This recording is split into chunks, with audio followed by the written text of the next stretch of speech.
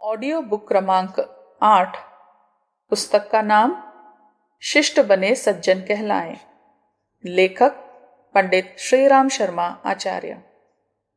हमारे प्राचीन शास्त्रों और वेदों में जगह जगह यही आदेश दिया गया है कि हम समाज में रहते हुए न कोई अनुचित कर्म करें, न किसी का अनहित करें, क्योंकि मनुष्य के लिए सबसे बड़ा कर्तव्य और प्रशंसनीय कार्य यही है कि वह दूसरों के साथ ऐसा व्यवहार न करे कि जिससे उनका चित्त अप्रसन्न हो। हमको दूसरों के प्रति किस प्रकार की सद्भावना रखनी चाहिए, इस प्रकार का उदाहरण देने के लिए कुछ लोग गांधी जी की मेज पर 3 बंदरों की मूर्तियों का जिक्र किया करते हैं। इनमें से एक ने अपना मुंह बंद कर रखा है, एक ने कानों तथा दूसरे ने आंखों को बंद कर रखा है। उनका आशय यह है कि मनुष्य को न तो किसी से कठोर शब्द उच्चारित करने चाहिए, न किसी की निंदा सुननी चाहिए, न किसी के बुरे कार्य को देखना चाहिए। कहा जाता है कि ये 3 बंदर कोई चीनी निवासी गांधी जी को भेंट दे गया था, पर हमारे वेदों में कितने ही हजार वर्ष पहले इस बात को बहुत मार्मिक शब्दों में कह दिया था। भद्रम कर्णेभिः शृणुयाम देवा भद्रम पश्येमाक्षभिर्यजत्रा स्थिरे रंगेष्टुष्ट्वा शस्त्रनुभिः व्यशेम देवहितम यदायु।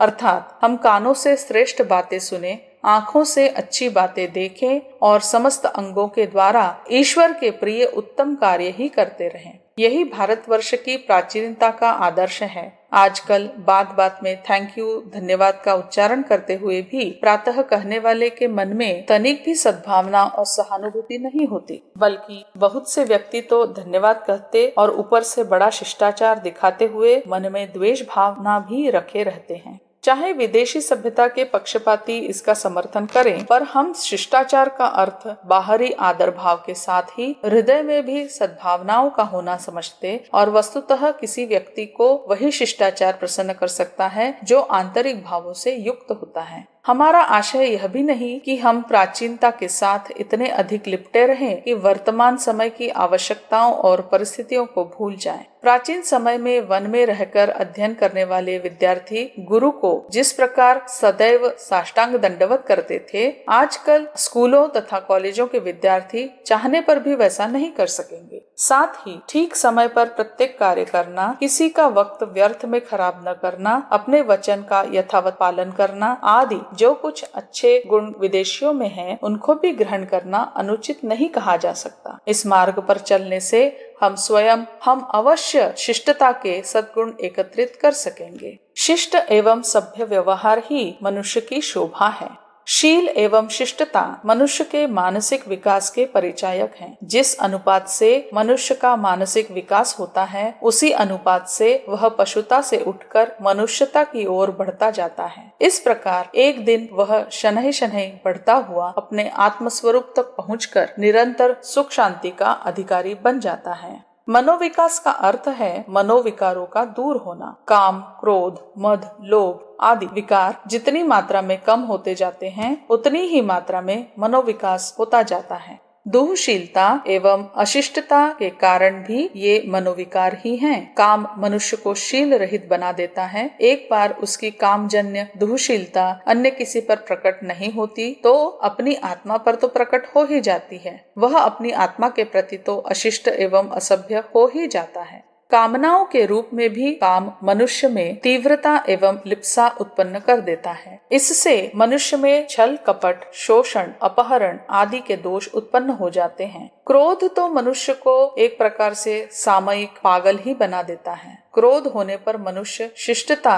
तथा सभ्यता की सारी सीमाएं तक भूल जाता है। वह न कहने योग्य बातें कहने और न करने योग्य काम कर बैठता है। क्रोध में लोग छोटे से तो दुर्व्यवहार करते ही हैं, बड़ों के साथ भी अशिष्टता का व्यवहार कर बैठते हैं। क्रोध में मनुष्य बड़ों का बड़प्पन और आदरणीयों की गुरुता का भी मान नहीं करता। लोग अपने बड़े भाइयों और यहाँ तक कि माता पिता को भी बुरा भला कहने लगते हैं। क्रोध धृष्टता एवं अशिष्टता का बहुत बड़ा कारण है।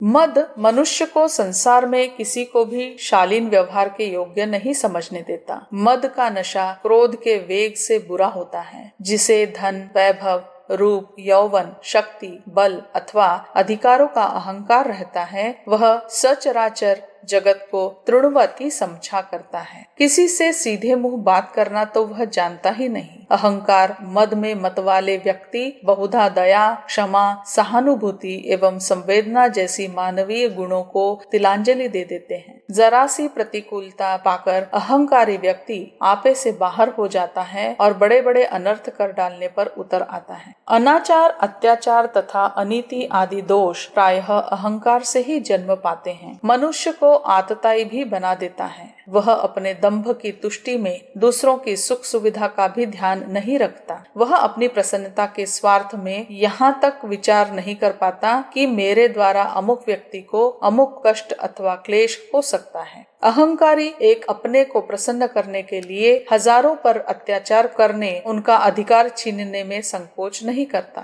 अहंकार जैसा भयंकर रोग मनुष्य को किस सीमा तक शील एवं शिष्टता से दूर हटा दे सकता है, इसका अनुमान नहीं लगाया जा सकता। मनोविकारों पर विजय पाने का साधारण सा उपाय है अपने अंदर सभ्यता, शिष्टता तथा नम्रता का भाव उत्पन्न करना। शिष्टता में एक अनुपम मिठास रहती है। एक बार शिष्ट व्यवहार अपनी मधुरता से अनेक बार शिष्टता का व्यवहार करने के लिए प्रेरित करता है। जो सुशील हैं, सभ्य एवं शिष्ट हैं, वह न केवल औरों को ही सुखी एवं शीतल बनाता है, बल्कि अपने को भी सुखी बनाता है। शील एवं शिष्टता दैवी गुण हैं। इनका अवतरण कर लेने से मनुष्य सहज ही मानसिक विकास की ओर बढ़ने लगता है। अपने मनोविकार के लिए एक सच्चे, शिष्ट तथा शालीन व्यक्ति को किसी जप, साधना अथवा पूजा अर्चा की जरूरत नहीं पड़ती। शिष्ट व्यवहार स्वयं ही अपने में एक पूजा है, एक उपासना है। एक उपासक केवल एक ईश्वर की कल्पना करके उसकी पूजा करता है, उसे प्रसन्न करने का प्रयत्न किया करता है, किंतु एक नम्र एवं शिष्ट व्यक्ति न जाने कितनी आत्माओं को प्रसन्न किया करता है, जो कि ईश्वर का अंश होता है। उपासक एक ही पूजा करता है और शिष्ट व्यक्ति अपने शालीन व्यवहार से सार्वजनिक विराट भगवान की पूजा किया करता है। शिष्ट व्यवहार को केवल व्यवहार नहीं, पूजा के भाव से ही देखना चाहिए।